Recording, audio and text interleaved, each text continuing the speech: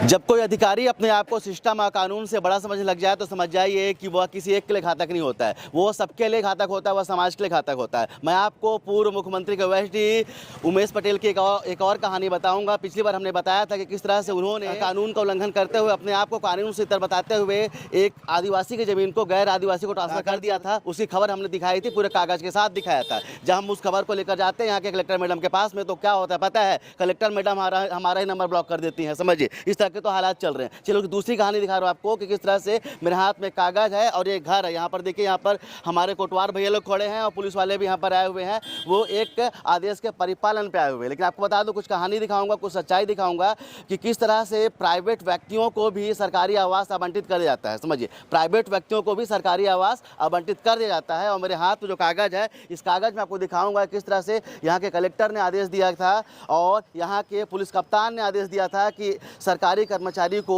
Police विभाग में एक कार्यरत सिपाही को या ये जो मकान है उसको आवंटित किया जाए। कि समझिए मेरे पास में कागज है, उस कागज के दम पे ही वो जो पुलिस परिवार था यहाँ पर रहता है, साल 2006 से रहता है। लेकिन समझिए ये साहब आते हैं, साहब की बात समझिए, ये साहब पूर्व मुख्यमंत्री भूपेश बघेल के OSD यहाँ के जो SDM साहब आते हैं और बोलते हैं कि आपको घर तो खाली करना पड़ेगा। समझिए वो SDM जो समझिए कहीं ना कहीं प्राइवेट व्यक्ति को सरकारी आवास दे देते हैं, लेकिन समझिए सरकारी व्यक्ति को ही उनके सरकारी आवास से बाहर निकालने का आदेश पारित कर देते हैं। समझिए वो आदेश भी कब देते हैं, इस शुक्रवार को। समझिए जब शनिवार और रविवार को कोर्ट बंद होता है, जिससे कोई व्यक्ति अपनी शिकायत को लेकर उच्च आगे के अधिकारी तक ना जा सके, उसके लिए क्या करते हैं, शुक्रवार को बोलते हैं, आदेश तामील कराते हैं और बोलते हैं कि सोमवार को आप आके इस घर को खाली करा दीजिए। समझिए किस तरह से कितनी चालाकी पूर्वक अपने ही विभाग के लोगों को, समझिए सरकारी लोगों को, ये कोई अवैध कब्जा नहीं है, बताना चाहूँगा। इस घर का बराबर दस्तावेज है, इस घर के आवंटन की कॉपी हमारे पास में है। जब यहाँ के कलेक्टर ने और जब यहाँ के पुलिस कप्तान ने यहाँ पर रहने का आदेश दिया था, उसकी कॉपी हमारे पास में है।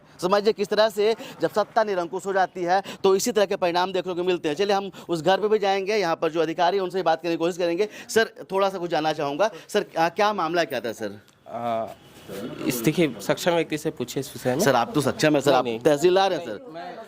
अब समझिए कोई जवाब नहीं देंगे, हम बोलते हैं ना, हमेशा बोलते हैं कि कोई जवाब दे ही नहीं है। समझिए हम जिससे पूछेंगे कोई जवाब। मैडम क्या करने आए थे? कुछ नहीं करने आए थे। कुछ करने नहीं आए थे। सोचिए यहाँ पर पिकनिक करने आए थे, कुछ नहीं करने आए थे।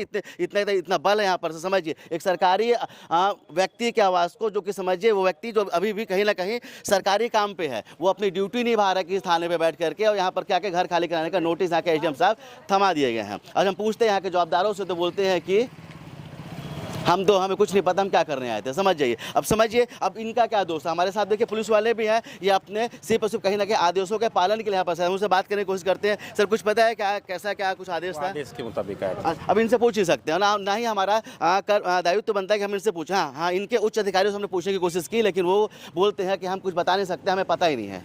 खाली कराने आ गए हैं सरकारी कर्मचारी के घर को। चलिए घर वालों से बात करते हैं। इतनी सारी भीड़, इतने पुलिस वाले क्या करने आए थे? अरे हम लोग कई तो जवाब दे चुके हैं करके, हमारी अभी 10 साल नौकरी बची है और बहुत बार PWD में गए हम लोग, रिपेयरिंग के लिए बोले बनवा दो करके, तो बनवाते तो थे नहीं। फिर थोड़ा थोड़ा करके हम लोग सीट उट लगा के बनवा के अच्छे तरीके से रहने लगे। 10 साल अभी नौकरी जाएंगे तो खाली कर देंगे, जबकि हमने लिख के भी दे दिया है कि हम खाली कर देंगे। और उसके अवैध कब्जा है क्या? अवैध कब्जा क्यों रहेगा? हम शासकीय गवर्नमेंट जॉब में हैं भाई, अपने तरीके से स्टैंडर्ड मेंटेन करना पड़ रहा है। अब हम लोग तो PWD में बोलते थे, सब जगह बोलते थे, कोई रिपेयर कराता नहीं था, पूरा घर चूता था।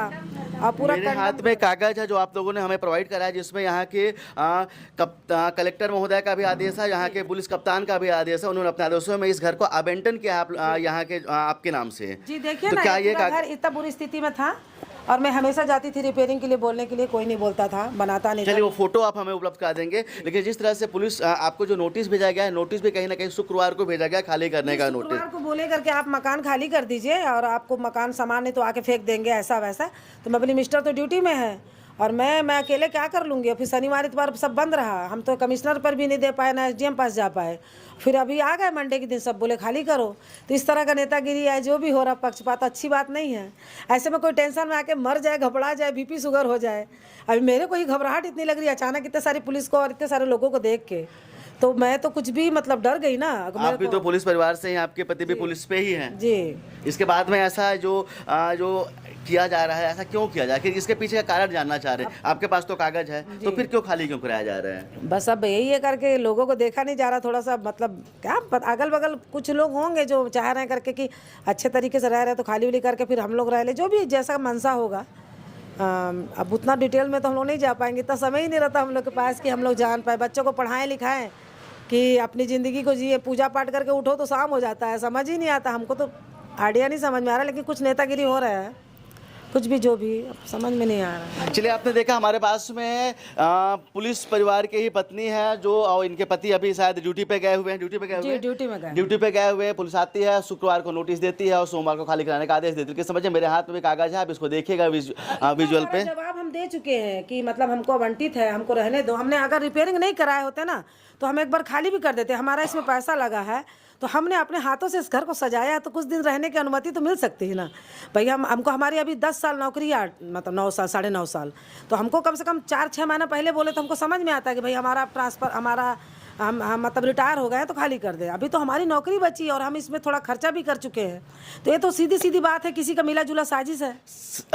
बिल्कुल सीधी सी बात है। अगर कोई व्यक्ति कहीं भी रहता है तो अपने हिसाब से उस घर को सजावट करता है, उस घर को बनाता है, और कहीं भी कोई भी कूड़े पर रहता नहीं। लेकिन समझिए, इस तरह से पूरे कागज होने के बाद में, इतने लगातार जवाब प्रस्तुत करने के बाद में, आवंटन की कॉपी होने के बाद में भी अगर यहाँ के जो SDM हैं वो अपनी तानाशाही पर उतर आए हैं और बलपूर्वक ही सही इस घर को खाली करने की कोशिश कर रहे हैं। बगल में भी कब्जा है, पीछे पूरा अच्छा, कब्जा बगल में है। कब्जा है? जी, बगल में पूरा कब्जा है, 2-2 3-3 लोगों का। इधर भी कब्जा है। किसका कब्जा है? सामने इधर है ना, पूरा बना है। मतलब प्राइवेट है कि सरकारी? नहीं, पूरा कब्जा कर करके बना ले रहे हैं उन लोग तो अपना। सरकारी जमीन को, सरकारी जमीन में प्राइवेट लोगों का कब्जा? हाँ, प्राइवेट लोगों का कब्जा है। अच्छा, पूरा बना आवंटन भी नहीं? नहीं, आवंटन भी नहीं, कुछ नहीं है उनको। वो पूरा बाकायदे धड़ल्ले से बनाया, उनको भी पट्टा भी नहीं मिला है। अब देख लीजिए, छत्तीसगढ़ की सुशासन सरकार में क्या हो रहा है। सरकारी कर्मचारी परेशान है, आदेश की कॉपी, आवंटन की कॉपी है, और इसके बगल और दोनों किनारों पे लगातार सरकारी जमीन पे अवैध कब्जा हो रहा है और निर्माण हो रहा है। उस पर यहाँ का जो SDM साहब है, पूर्व मुख्यमंत्री के जो SD रह चुके हैं, शायद अभी भी अपने आप को SD ही समझ रहे हैं। इस कारण से वो पुलिस परिवार को तो खाली कराने का मादा रखते हैं, लेकिन कहीं ना कहीं जो बगल पे या दोनों किनारों पर जो अवैध तरीके से जो अतिक्रमण हो रहा है सरकारी जमीन पे, उस पर उनकी कलम नहीं चल पा रही है। तो चलिए देखते हैं, जब ये बात यहाँ के मुखिया तक जाती है, यहाँ के शीर्ष नेताओं तक जाती है, यहाँ के सत्ता तक जाती है, तो वो इस पीड़ित परिवार के लिए क्या करते हैं, उन्हें न्याय दिला पाते हैं या न्याय दिलाने की कोशिश में अपनी हिस्सेदारी निभा पाते हैं, या फिर सिर्फ और सिर्फ मूक दर्शक बनकर रह जाते हैं। कैमरामैन किशन के साथ अब तक के लिए मैं सुनील शर्मा, जय हिंद।